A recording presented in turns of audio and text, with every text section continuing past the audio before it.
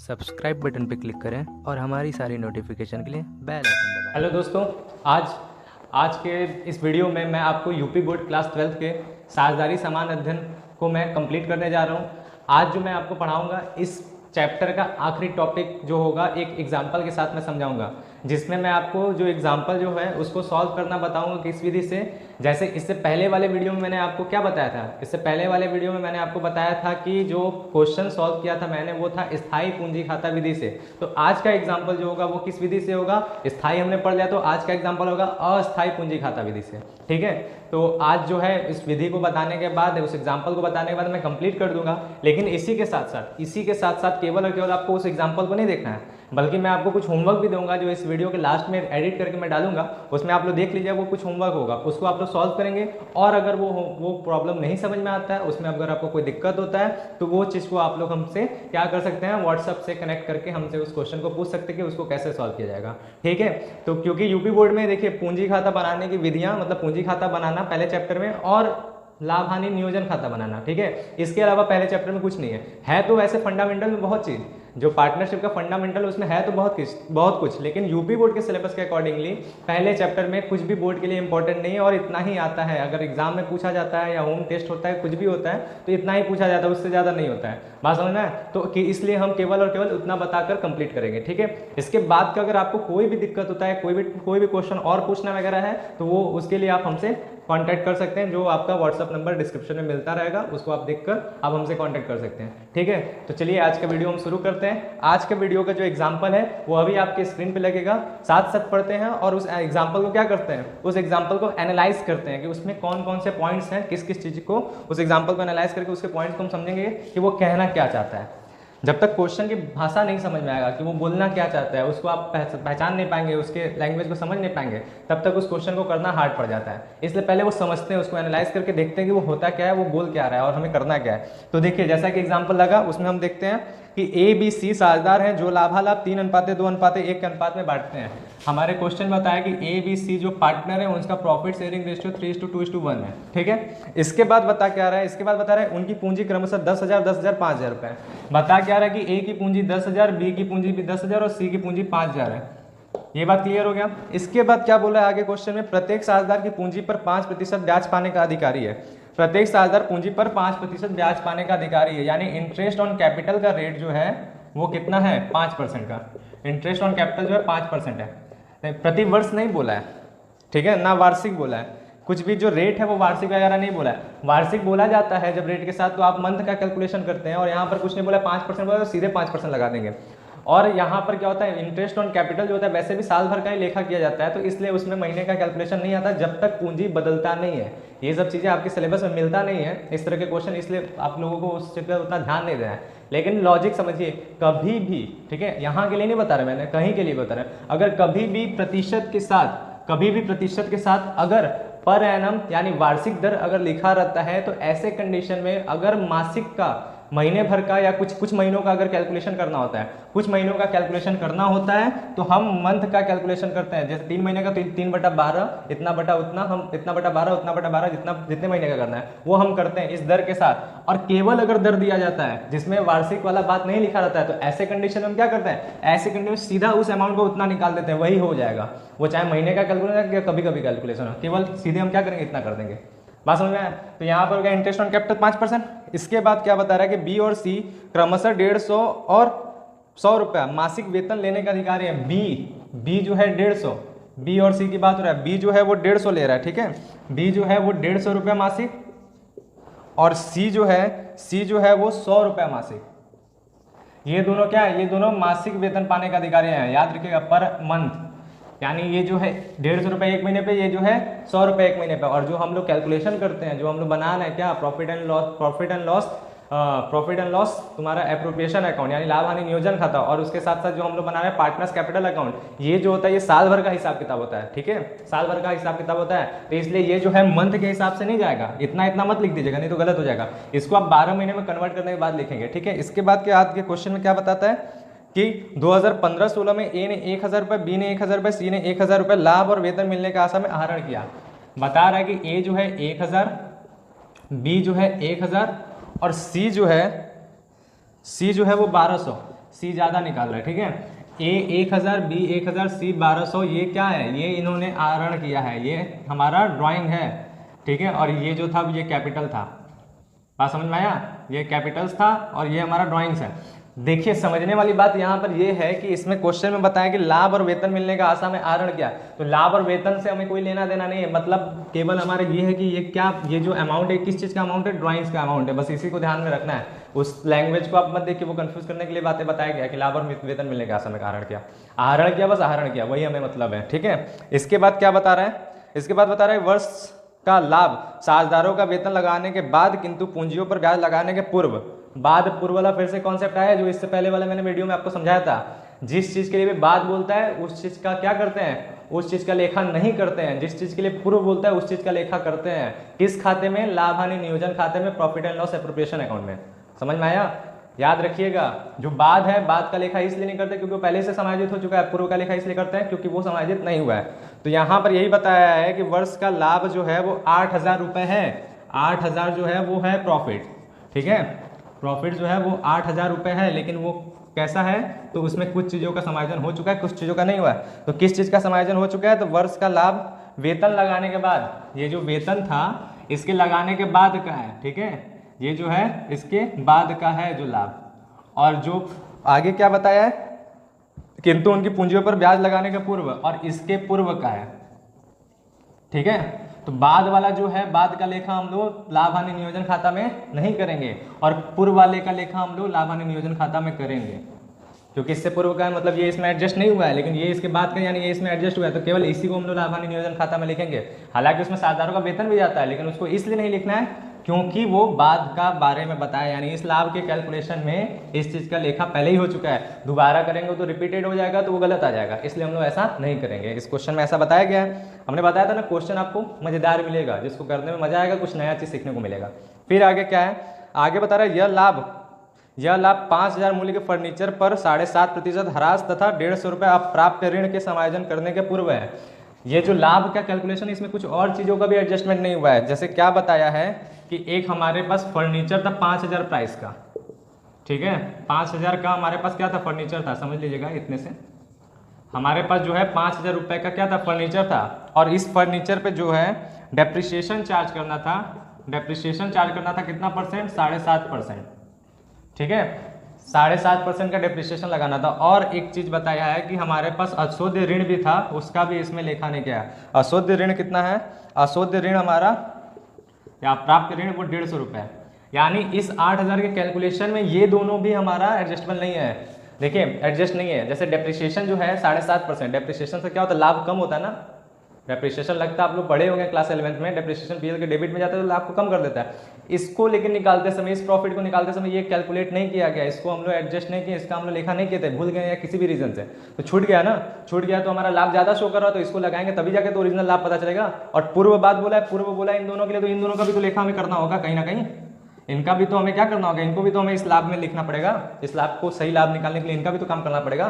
तो इसीलिए ये भी हम लगाएंगे, और 150 रुपये का जो बैड डेब्ट्स है ये भी हमारा लाभ कम करता है, इसको भी लगाएंगे। अब समझने वाली बात देखिए क्या है, समझने वाली बात क्या है, देखिए कुछ लोग अलग तरीके से बताते हैं, मेरा बात समझिएगा, मेरे तरीके से आप लिखेंगे, बोर्ड में आपको परफेक्ट नंबर मिलेगा, कोई भी एक नंबर काट नहीं सकता है। अपडेटेड रहिए, तरीके से एकदम सही तरीके से सीखिए, आगे चल के आपको उसी तरीके से पढ़ना है जिस तरीके से हम बता रहे हैं, तो इसलिए ध्यान दीजिएगा।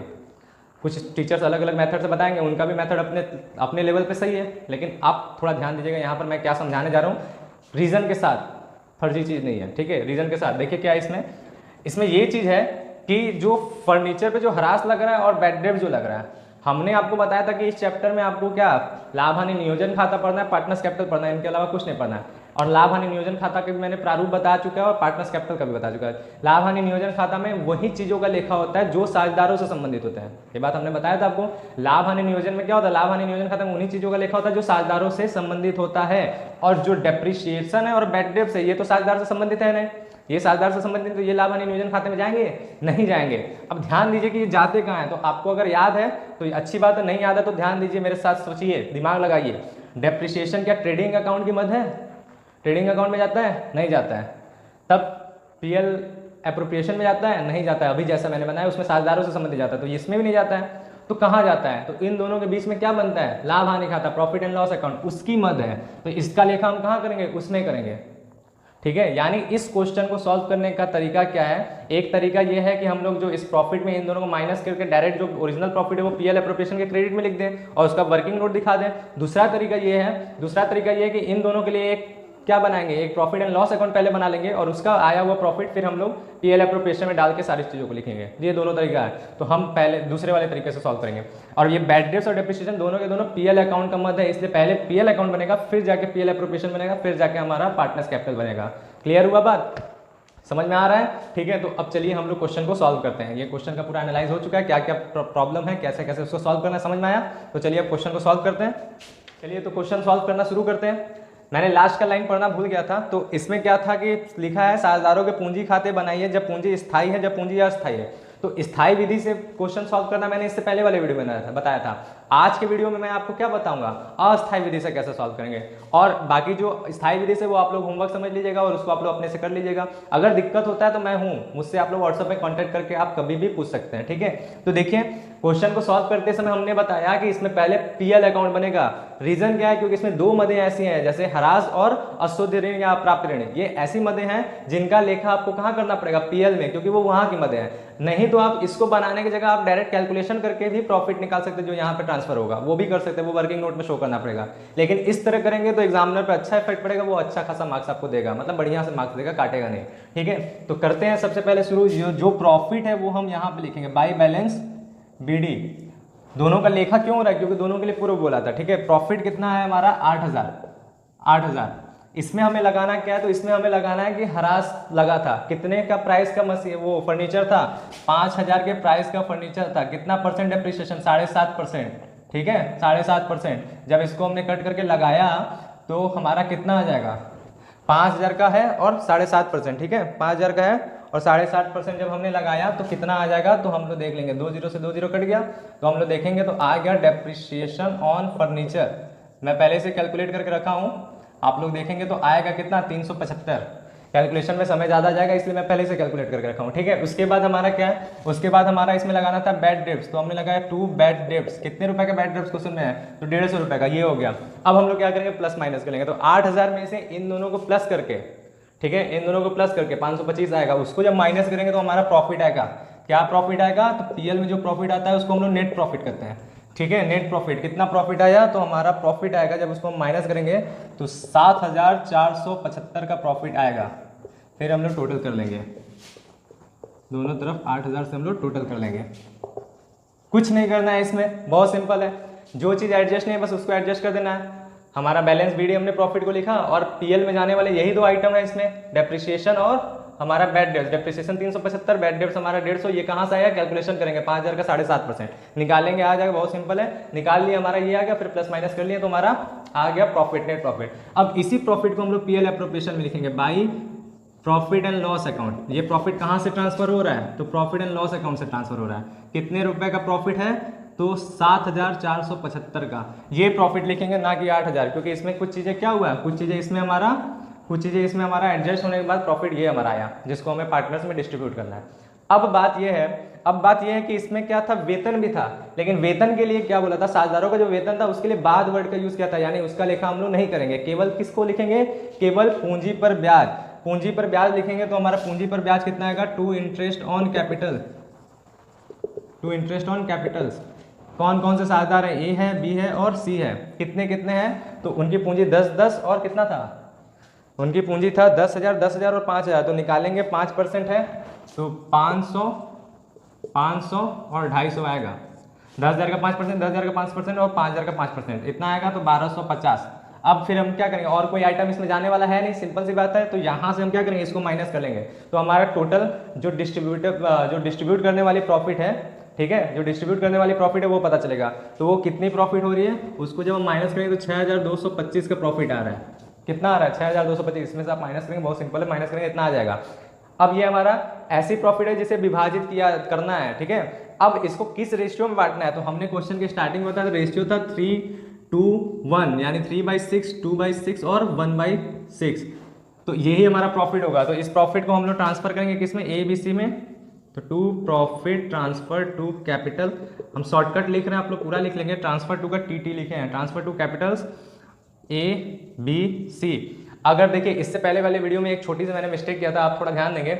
अगर विधि हमारा स्थायी पूंजी खाता विधि से बन रहा है, ठीक है, अगर स्थायी पूंजी खाता विधि से बन रहा है तो यहाँ पर ट्रांसफर टू कैपिटल ना होकर के करेंट होगा। बस ये छोटा सा माइनर बात है, क्योंकि वहां पर जो प्रॉफिट है वो कैपिटल अकाउंट में नहीं ट्रांसफर होता, बल्कि कहाँ ट्रांसफर होता है, करेंट अकाउंट में ट्रांसफर होता है, इसलिए वहां पे करेंट अकाउंट वर्ड यूज करेंगे।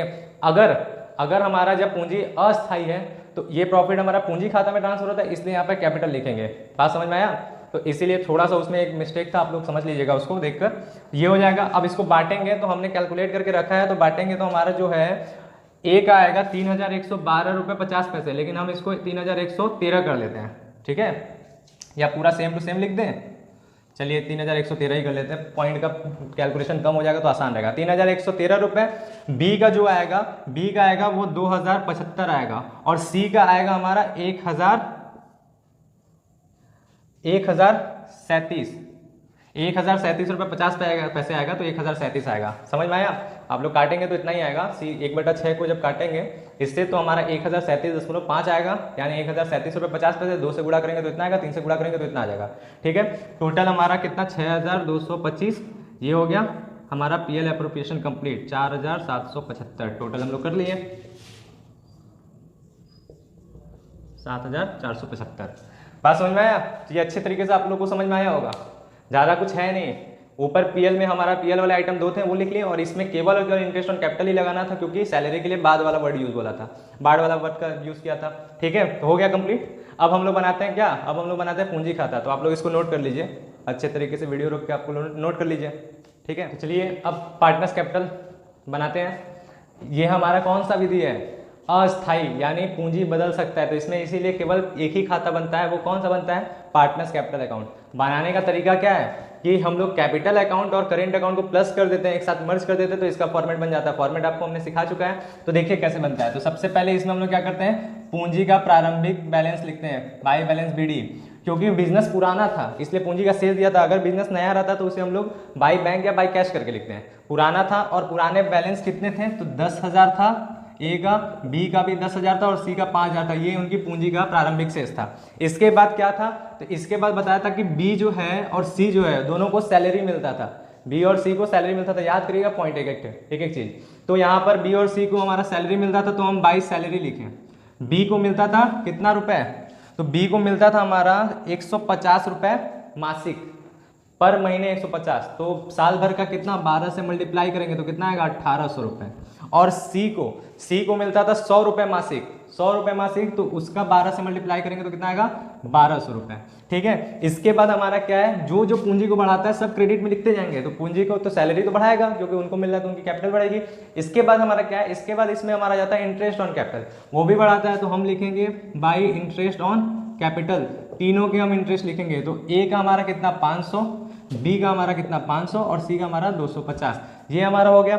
इसके बाद क्या जाता है, तो इसके बाद हमें लाभ में इन लोगों को हिस्सा मिला था, तो उसको डालेंगे। इन लोगों को तीनों को लाभ मिला था, पीएल एप्रोप्रिएशन में इन तीनों को लाभ में हिस्सा मिला था। कितना कितना मिला था, तो ए को मिला था 3113 रुपये, बी को मिला था 2075, और सी को मिला था 1037, ठीक है। ये मिला था 1037 रुपये। बात समझ में आया? यहाँ तक क्लियर है? इतना है। इसके बाद क्या था, इसके बाद क्वेश्चन में ड्राइंग्स भी था, ड्राइंग से हमारा कैपिटल कम होता है। देखिए ड्राइंग जो है पीएल एप्रोप्रिएशन में भी नहीं जाता, पीएल अकाउंट में भी नहीं जाता, उसका कैलकुलेशन कैपिटल के साथ करते हैं, और वो कैपिटल को घटाता है, इसलिए पार्टनर्स कैपिटल के वो डेबिट में जाता है। हर बार मैं बता चुका हूँ इसको, जब फॉर्मेट भी समझाया हूँ या जब बनाया हूँ, उसके साथ साथ ड्राइंग हमारा डेबिट में गया। कितना, ए जो ड्राइंग किया वो 1000 किया है, बी जो है वो भी 1000 किया है, और सी जो है वो ज्यादा किया था 200 यानी 1200 किया है। सी जो इन लोगों से 200 ज्यादा किया था यानी 1200 किया। इतना ड्राइंग हो गया। और पूरे क्वेश्चन को आप रिवीजन करेंगे, रिवाइज करेंगे, तो कहीं भी ऐसा कुछ भी नहीं है जो इसमें जाने वाली आइटम है, यानी ये कंप्लीट। अब हम लोग बैलेंसिंग करेंगे, ठीक है। तो बैलेंसिंग जब हम करेंगे, तो बैलेंसिंग करते हैं तो इधर ऐड करेंगे, तो हमारा 10,500 और 3,000, 10,000 3 13,000 3 5 1 6 13,613 आ रहा है टोटल। और उसमें से 1,000 माइनस करेंगे तो कितना आएगा, बैलेंस हमारा आएगा टू बैलेंस CD 12,613 रुपये। टोटल हमारा आया 13,613, ठीक है। टोटल हमारा आया 13,613 रुपये। इसके बाद देखिए यहाँ पर क्या है, 10,000, 1,000, 11,000, 11 और 2 13,000, 8 5 13, 13 1 14,000, 14,000 आ रहा है, 14,375 आ रहा है। ठीक है, ये 13 था ना, 300 था, 14,300 और 75, 14,375, इसमें से माइनस कितना, 1,000 करना है, यानी आंसर आया हमारा बैलेंस 13,375। ठीक है, 13,375 आ रहा है। साथ साथ प्लस माइनस कर लेंगे, बाद में भी आप लोग आराम से कर सकते हैं, कोई दिक्कत नहीं है।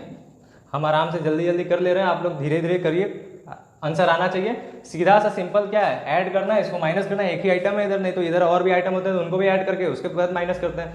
तो ये हो गया, और टोटल हमारा था 14,375, 14,375 टोटल हमारा था 14,375। फिर सी का हम देखेंगे, सी भी इधर का ही ज़्यादा है, तो सी का जब हम टोटल करेंगे तो आएगा हमारा 7,287 रुपये। ठीक है, 7,287 रुपये आएगा।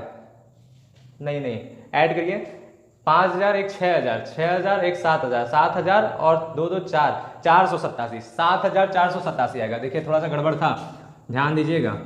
7,487 टोटल आया, उसमें से 1,200 माइनस करेंगे तो 1,200 माइनस करें तो आंसर कितना आएगा, 6,287। आंसर हमारा कितना है, 6,287। टोटल 7,487। ये हो गया हमारा कैपिटल अकाउंट कंप्लीट। ठीक है, समझ में आया होगा आप लोगों को, बहुत आसान है। ठीक है, तो आप लोग इसको भी नोट कर लीजिए अच्छे तरीके से समझिए। कोई भी छोटा से छोटा भी प्रॉब्लम हो रहा है, अगर आपको नहीं समझ में आया तो आप हमको व्हाट्सएप पे कांटेक्ट करके पूछ सकते हैं। इसके बाद इस वीडियो के लास्ट में आपको होमवर्क दे रहे हैं, कुछ क्वेश्चन मतलब डाल रहे हैं, उसके फोटोज आप उसको देख लीजिए और उसको आप लोग सॉल्व करने की कोशिश कीजिए। उसके बाद भी अगर आपको कुछ क्वेश्चन चाहिए तो उसके लिए भी आप लोग हमसे व्हाट्सएप पे पूछ सकते हैं कि सर क्वेश्चन दीजिए, तो हम और वहाँ पे क्वेश्चन आपको होमवर्क के तौर पे देंगे। ठीक है, इसके बाद देखिए आप लोग क्या कीजिए कि ये वीडियो जो हम बना रहे हैं इसको देखने वाले लोग तो ठीक ठाक मिल जा रहे हैं, हमें स्टार्टिंग में ही ठीक ठाक मिल जा रहे हैं, लेकिन वो नॉन सब्सक्राइबर हो रहे हैं, वीडियो देख के भाग जा रहे हैं। ऐसा कीजिए कि आप लोग देखिए, सीखिए, तो कुछ करके आप लोग कुछ ना कीजिए तो कम से कम सब्सक्राइबर बटन पे क्लिक कीजिए, सब्सक्राइब कीजिए और नोटिफिकेशन के लिए भी बेल आइकन दबा दिए ताकि आपको तुरंत ये वीडियो मिले बनते ही। और इसके साथ साथ अपने दोस्तों के साथ शेयर कीजिए, जो पढ़ने वाले बच्चे हैं वहाँ तक पहुँचाइए, खासकर गाँव में बच्चों को खासकर पहुँचाइए, क्योंकि उनको टीचर जल्दी प्रोवाइड नहीं हो पाते हैं। तो मेरा मकसद यही है कि उन बच्चों तक ही वीडियो बने और पहुँचे जिनको जल्दी से टीचर नहीं मिल पाते हैं। तो आज के लिए इतना ही काफ़ी है, धन्यवाद। अगले वीडियो में आपको मैं प्रवेश के लिए चलूँगा, साझेदारी खाते के प्रवेश पे। ठीक है, धन्यवाद।